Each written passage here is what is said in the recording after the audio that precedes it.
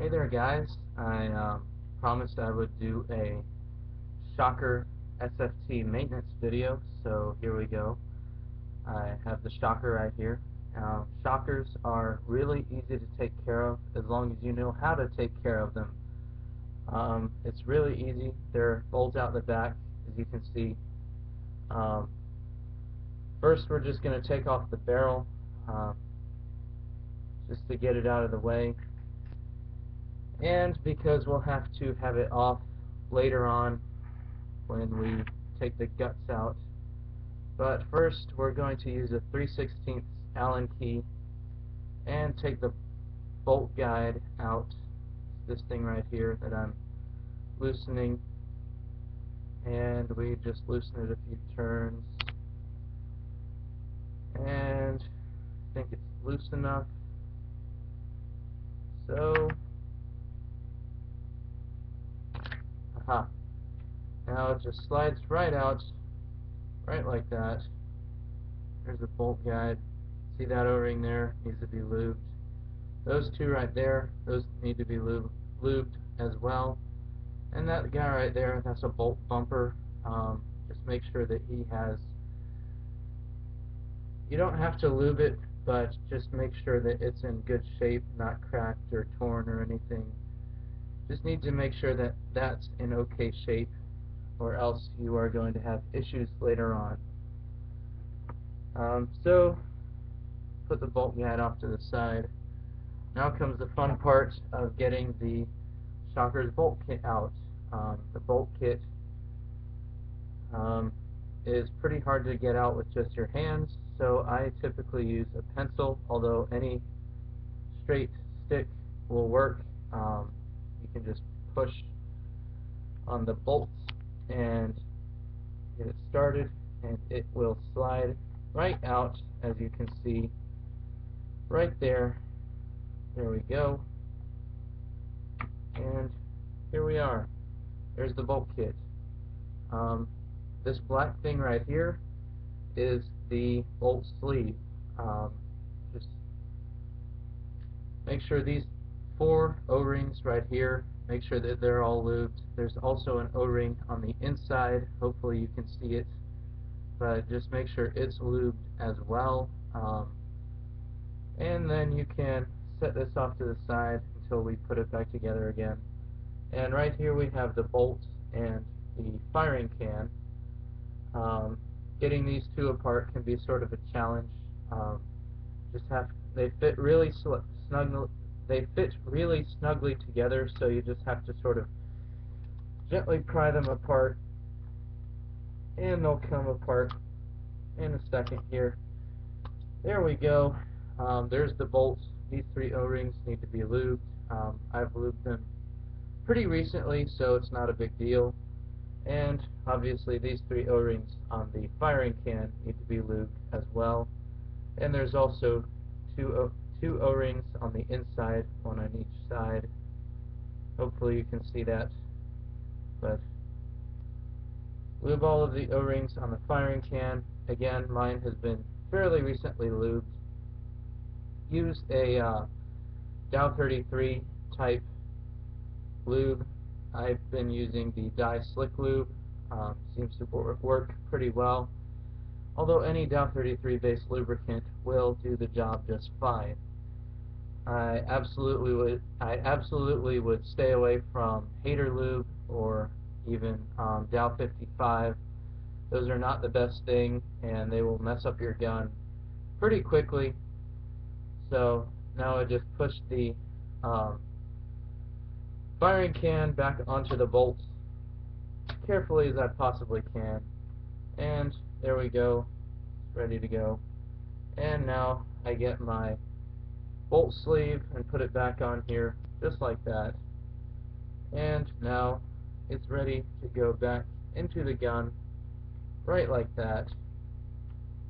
There we go, slides right in there.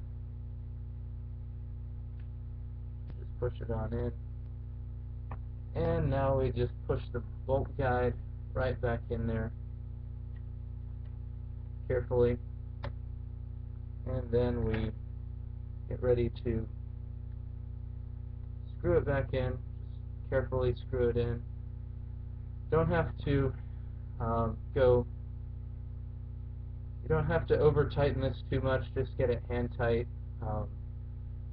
Don't have to worry about it unscrewing or anything while you're playing. Alright, so now we've maintained the bolt kit. You don't really have to maintain much else in a shocker. Shockers don't really need a whole lot of extra care. Matter of fact, messing with them too much can cause them to break. If you mess around in the grip frame here, as I said in my other video, you can mess up the solenoid and or the upper board, so don't mess around with those too much. And also, I didn't mention it before, but if you mess up too much back here in these two little screws, these are solenoid inserts and they're very important. They're also really fragile, so don't mess with these too much or else you're going to have a bad time. Now, onto the eyes. I don't maintain my eyes too much, but if I manage to get them dirty or something, here's how I clean them. You're going to need a 1/8 Allen key to get the detent right here off, and it comes right off.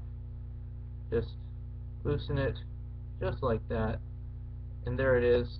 The other one on the other side is the same, so I'm not going to bother taking it off.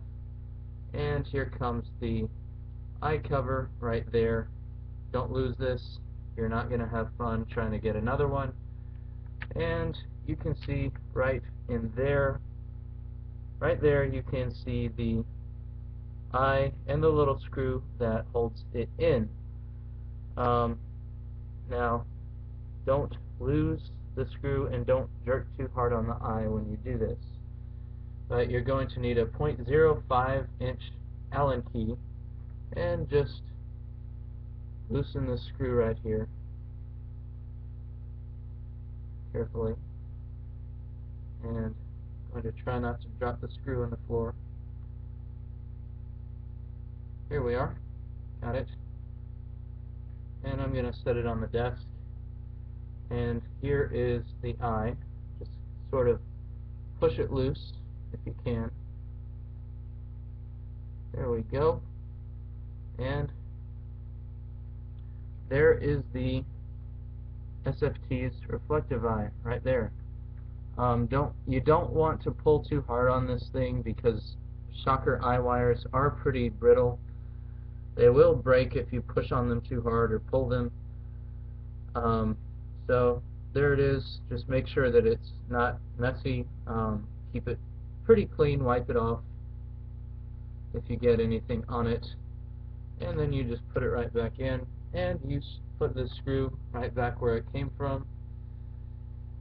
It's really important not to over tighten this screw because you are not going to have fun if you over tighten it and break the eye ribbon. Again, shocker eye ribbons are not fun to replace. You're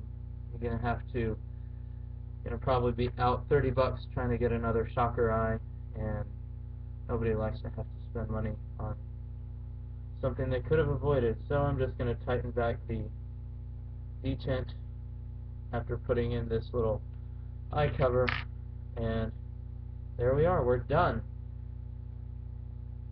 Just maintained a shocker 100%. All you ever need to do, besides troubleshooting if it ever leaks. You don't need to take it all apart. You don't need to take every last piece apart. Just take apart what I showed you there, and you'll be good to go for a very long time. Now, I'm just going to put the barrel back on right here, and Shazam, we are done. Now, wasn't that easy? Shockers. Once you understand them, shockers are pretty easy guns to take care of, and they're great shooters, as I said before. I love the way mine shoot, and they're pretty easy to take care of. Hopefully you guys will be able to take care of them if you decide to get one, and I'll see you guys later.